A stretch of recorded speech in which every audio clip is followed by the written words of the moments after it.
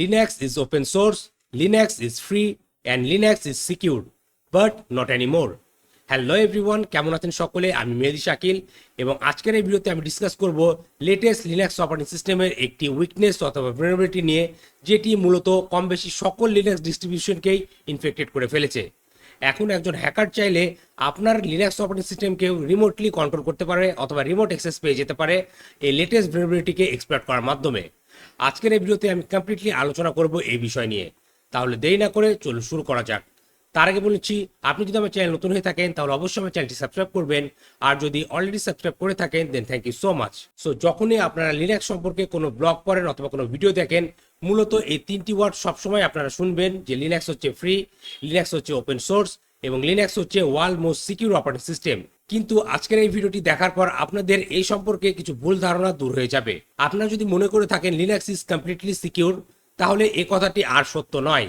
কারণ লিনাক্সের একটি অন্যতম কনসেপ্ট যেটির নাম হচ্ছে ওপেন সোর্স, এই ওপেন সোর্সকে ইউজ করার মাধ্যমে একজন হ্যাকার এই লিনাক্স অপারেটিং সিস্টেমের ভেতরে একটি ভয়ানক উইকনেস তৈরি করে দিয়েছে এবং এটির দ্বারা একজন হ্যাকার চাইলে আপনার লিনাক্স অপারেটিং সিস্টেমকে রিমোট অ্যাক্সেস করতে পারবে। সো চলুন এই সকল সম্পর্কে বিস্তারিত জেনে নেওয়া যাক। সো বাই ডিফল্ট সকল লিনাক্স অপারেটিং সিস্টেমে XZ বলে একটি টুল রয়েছে অথবা XZ বলে একটি টুল রয়েছে, যেটি বাই ডিফল্টই ইনস্টল করা থাকে। এই টুলটির মাধ্যমে মূলত কোনো ফাইল অথবা ভিডিও অথবা কোনো ইমেজকে কম্প্রেস করা হয়। আপনারা যদি উইন্ডোজ অপারেটিং সিস্টেমের কোনো সফটওয়্যারের সাথে এটিকে কম্পেয়ার করতে চান, তাহলে আপনারা উইন্ডার 7-জিপ এগুলোর সাথে এটিকে কম্পেয়ার করতে পারেন। আমরা যেমন উইন্ডোজ কম্পিউটারের মাধ্যমে কোনো ফাইলকে জিপ করার জন্য অথবা কম্প্রেস করার জন্য উইন্ডার অথবা 7-জিপ এই টুলটি ইউজ করে থাকি, লিনাক্সেই এরকম একটি বাই ডিফল্ট টুল রয়েছে যেটির নাম হচ্ছে XZ। এবং XZ টুলটি আরেকটি লাইব্রেরি ফাংশন ইউজ করে যেটির নাম হচ্ছে liblzma। মূলত এই liblzma লাইব্রেরিটি ইনফেক্টেড হয়েছে এই নতুন vulnerabilityর মাধ্যমে। এখন চলুন কথা বলা যাক কিভাবে এই উইকনেসটি সকল লিনাক্স ডিস্ট্রিবিউশনের ভেতরে চলে আসছে। সো আমরা সকলে জানি লিনাক্স অপারেটিং সিস্টেম হচ্ছে ওপেন সোর্স এবং এটিতে যে সকল অ্যাপ্লিকেশনগুলো ইউজ করা হয় মূলত কম বেশি সবকিছুই ওপেন সোর্স। সো এই XZ টুলটিও একটি ওপেন সোর্স অ্যাপ্লিকেশন এবং মূলত এই টুলটি অনেকজন ডেভেলপারের কোডের মাধ্যমে কিন্তু তৈরি করা হয়। সো এই ওপেন সোর্স সফটওয়্যারটি অথবা প্ল্যাটফর্মগুলো কিভাবে কাজ করে, যখনই কোনো ওপেন সোর্স সফটওয়্যার বিল্ড করা হয় এটি রিপোজিটরি ওপেন করে দেওয়া হয় এবং যে কেউ চাইলে এটিতে তাদের নিজেদের কোড সাবমিট করতে পারে এবং পরবর্তীতে কিছু কন্ট্রিবিউটর এই সকল কোডগুলোকে রিভিউ করে। রিভিউ করার পর যদি দেখে কোডগুলো ওকে রয়েছে, তাহলে এই সকল কোডগুলোকে পরবর্তী সেই সকল সফটওয়্যার রিলিজের ভেতরে ইনক্লুড করে দেওয়া হয়। সো জ্যান্টান নামে একজন ডেভেলপার রয়েছে যে অনেক বছর ধরে এই XZ টুলের ভেতরে তার কিছু কোড সাবমিট করে আসছিল এবং সে যেহেতু অনেক বছর ধরে এই XZ টুল নিয়ে কাজ করে এবং এর জন্য পরবর্তীতে তার কোনো কোডকে আর রিভিউ না করেই এই XZ টুলের ভেতরে ইনক্লুড করে দেওয়া হয় এবং এই ট্রাস্টের ব্যবহার করে তার কিছু ম্যালিসিয়াস কোড এই XZ টুলের liblzma এই লাইব্রেরির ভেতরে ইনক্লুড করে দেয় এবং পরবর্তীতে যখন কোনো নতুন লিনাক্স অপারেটিং সিস্টেম রিলিজ করা হচ্ছে, তখন এই XZ টুলটি সকল লিনাক্স অপারেটিং সিস্টেমের ভেতরে ইনক্লুডেড করে দেওয়া হয় এবং এর মাধ্যমে liblzma এই লাইব্রেরিটি ইনক্লুড করে দেওয়া হয় এবং এর ফলে কম বেশি সকল লিনাক্স ডিস্ট্রিবিউশন এই নতুন vulnerabilityর দ্বারা ইনফেক্টেড হয়ে যায়। এবং রিসেন্টলি একটি সিকিউরিটি রিসার্চার সে খুঁজে বের করে এই উইকনেসটি একটি লিনাক্স অপারেটিং সিস্টেমের ভেতরে। সো বন্ধুরা, ঠিক এইভাবে একটি লিনাক্স অপারেটিং সিস্টেমের ওপেন সোর্স কনসেপ্টটি ইউজ করে এই XZ টুলের মাধ্যমে কম বেশি সকল লিনাক্স ডিস্ট্রিবিউশনই ইনফেক্টেড হয়ে যায়। আপনারা যে সকল ফেমাস লিনাক্স ডিস্ট্রিবিউশনের নাম জানেন, যেমন OpenSUSE, ফেডোরা, ডেবিয়ান, মূলত এই সকল অপারেটিং সিস্টেমগুলো ইনফেক্টেড রয়েছে। এবং আপনি যদি একজন হ্যাকার হয়ে থাকেন এবং আপনি যদি কাইলিনাক্স অপারেটিং সিস্টেম ইউজ করে থাকেন, তাহলে আপনি জেনে অবাক হবেন এই কাইলিনাক্স ডিস্ট্রিবিউশনে এই vulnerability দ্বারা ইনফেক্টেড হয়ে রয়েছে। সো বন্ধুরা, এখন চলুন প্র্যাকটিক্যালি আপনাদেরকে দেখানো যাক যে কিভাবে আপনারা টেস্ট করে দেখবেন আপনি যে লিনাক্স অপারেটিং সিস্টেমটি ইউজ করছেন এটি এই উইকনেস দ্বারা vulnerable কি না। ওকে, সো বন্ধুরা, বর্তমানে আপনারা আমার কম্পিউটার স্ক্রিনটি দেখতে পাচ্ছেন এবং এখানে আমি কালি লিনাক্স অপারেটিং সিস্টেমটি ইউজ করছি। আমি যদি এখান থেকে আমার টার্মিনালটি ওপেন করি এবং এখানে যদি আমি টাইপ করি cat/etc/os-release এবং এন্টার প্রেস করি, তাহলে দেখবেন এটির ভার্সন হচ্ছে 2024.1, অর্থাৎ এটি কাইলিনাক্সের লেটেস্ট ভার্সন। এবং এগেন আমি যদি আমার টার্মিনাল টাইপ করি XZ space dash capital V এবং এন্টার প্রেস করি, তাহলে দেখতে পাচ্ছেন আমার এই কাইলিনাক্স অপারেটিং সিস্টেমে যে XZ টুলটি ইনস্টল রয়েছে সেটির ভার্সন হচ্ছে 5.4.5 এবং এটির পাশাপাশি এটির যে লাইব্রেরিটি রয়েছে liblzma এটির ভার্সন হচ্ছে 5.4.5। সো XZ টুল অথবা liblzma এর এই লাইব্রেরিটি এই ভার্সনটি আসলে ইনফেক্টেড না। এখন আমরা যদি আমাদের ব্রাউজারটি ওপেন করি এবং kali.org এই লিঙ্কে যাই এবং এখান থেকে ব্লগে ক্লিক করি, তাহলে দেখবেন কাইলিনাক্সের এখানে একটি ডেডিকেটেড ব্লগ রয়েছে এই vulnerability সম্পর্কে।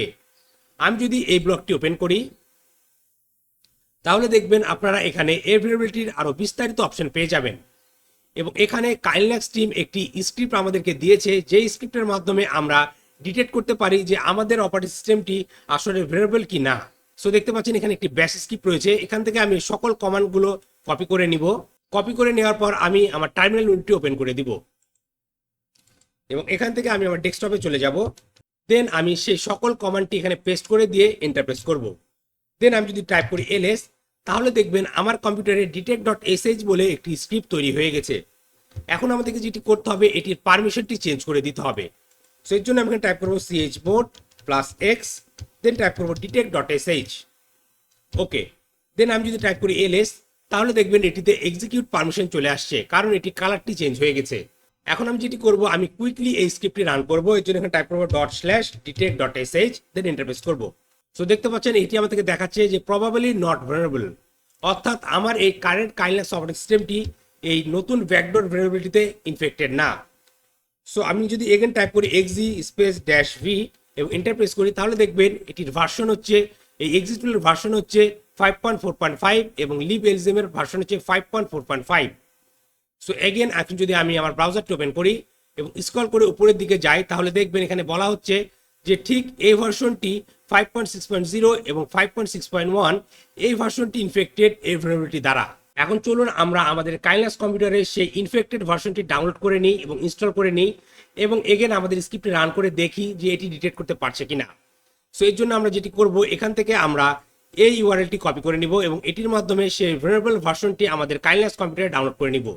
এখানে আমি আমার সেই কমান্ডটি পেস্ট করে দিব, দেন এন্টার প্রেস করব। তাহলে liblzma এর 5.6.1 এই ভার্সনটি আমাদের কম্পিউটারে ডাউনলোড হয়ে যাবে। ওকে, এখন এটিকে আমাদেরকে ইনস্টল করতে হবে। এটিকে ইনস্টল করার জন্য আমরা আমাদের এই কমান্ডটি ইউজ করব, sudo apt install allow downgrade। এই কমান্ডটি ইনস্টল করার মাধ্যমে আমরা সেই vulnerable ভার্সনটি অথবা ইনফেক্টেড ভার্সনটি আমাদের কাইলিনাক্সে ইনস্টল করে নিব।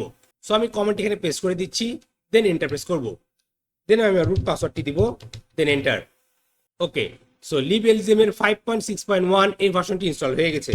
এগেন আমি যদি এখানে টাইপ করি xz-v এবং এন্টার প্রেস করি, তাহলে দেখবেন এখন আমার এই liblzma এই লাইব্রেরিটির ভার্সনটি চেঞ্জ হয়ে গেছে 5.6.1 এবং ঠিক liblzma এর 5.6.1 এই ভার্সনটি ইনফেক্টেড এই নতুন vulnerability দ্বারা। সো এখন এগেন যদি আমি আমার ডেস্কটপে থাকা detect.sh এই স্ক্রিপ্টটি রান করি, এখানে টাইপ করব ./detect.sh এবং এন্টার প্রেস করি, তাহলে দেখুন এখন এটি আমাদেরকে দেখাচ্ছে আমাদের এই ভার্সনটি প্রবাবলি vulnerable। সো যদি এই স্ক্রিপ্টটি রান করার পর আপনার লিনাক্স অপারেটিং সিস্টেমে দেখায় প্রবাবলি vulnerable, তাহলে বুঝে নেবেন আপনার লিনাক্স অপারেটিং সিস্টেমটি এই নতুন vulnerability দ্বারা ইনফেক্টেড রয়েছে এবং একজন হ্যাকার চাইলে আপনার অপারেটিং সিস্টেমকে রিমোটলি অ্যাক্সেস করতে পারবে এই নতুন vulnerability ইউজ করার মাধ্যমে। তো এখন চলুন কথা বলা যাক কিভাবে আপনারা এই ধরনের vulnerability থেকে নিজেদেরকে সুরক্ষিত রাখতে পারবেন। সো আপনি আপনার কম্পিউটারে টার্মিনালটি ওপেন করবেন এবং সেখানে আপনার XZ Utils এর ভার্সনটি চেক করে দেখবেন এবং সেখানে যদি liblzma 5.6.1 ভার্সনটি থাকে তাহলে সেটিকে রিমুভ করে দিবেন এবং সেখানে liblzma 5টি ইনস্টল করে নেবেন। তাহলে আপনার কম্পিউটারটি এই ধরনের vulnerability থেকে সিকিউর হয়ে যাবে। সো বন্ধুরা, আজকের ভিডিওটি এই পর্যন্তই। আশা করি এই ভিডিওটি আপনাদের ভালো লেগেছে এবং এই ভিডিও থেকে আপনারা নতুন কিছু শিখতে পেরেছেন। ভিডিওটি যদি আপনাদের আসলে ভালো লেগে থাকে তাহলে অবশ্যই ভিডিওতে লাইক করবেন এবং আপনার মতামতগুলো কমেন্ট করে জানাতে ভুলবেন না। আর আপনি যদি আমার চ্যানেল নতুন হয়ে থাকেন তাহলে অবশ্যই আমার চ্যানেলটি সাবস্ক্রাইব করবেন এবং পাশে থাকা বেল আইকনটি প্রেস করে দিবেন যাতে পরবর্তী ভিডিও নোটিফিকেশন খুবই সহজে আপনি আপনার ডিভাইসে পেয়ে যান। আর আপনার যদি cyber security, ethical hacking, open testing, bug bounty hunting এই সকল বিষয়ে শেখার ইচ্ছে থাকে তাহলে এই ভিডিও ডিসক্রিপশন আমার কোর্সের লিঙ্ক দেওয়া আছে, আপনারা চাইলে আমার কোর্সে জয়েন করতে পারেন। তাহলে আজকের ভিডিওটি এখানে শেষ করছি, দেখা হবে পরবর্তী ভিডিওতে। Till then, take care.